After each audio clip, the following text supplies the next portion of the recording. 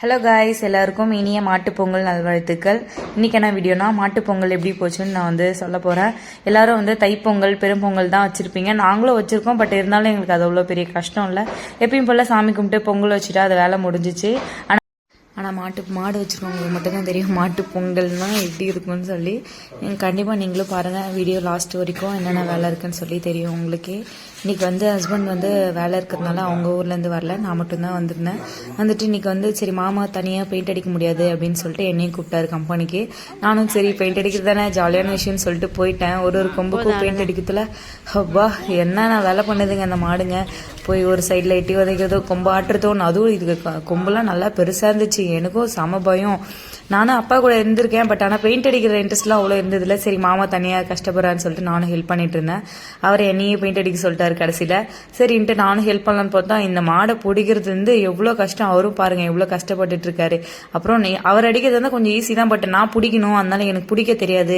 நானே பெயிண்ட் அடிக்கிறேன்னு சொல்லிட்டு நானே பெயிண்ட் அடிச்சிட்டு இருந்தேன்.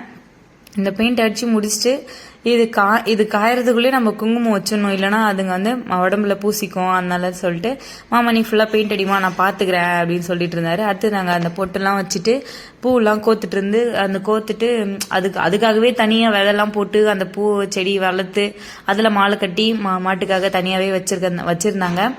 எனக்கே இது கொஞ்சம் டிஃப்ரெண்டாக தான் இருந்துச்சு. எந்த ஊர்லேயும் இப்படி செய்வாங்கன்னு தெரில. இந்த ஊரில் நாங்கள் கண்டிப்பாக செஞ்சுருக்கோம்.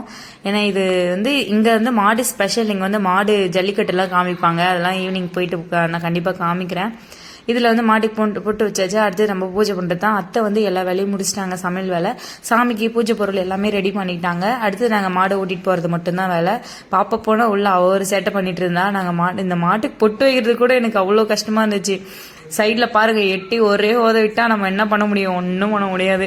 அதில் போய் வேக வேண்டியது தான். மாமா இங்கே வை அங்கே வைன்னு சுற்றி ஒரு காலில் கூட வச்சிட்டு இருக்காங்க.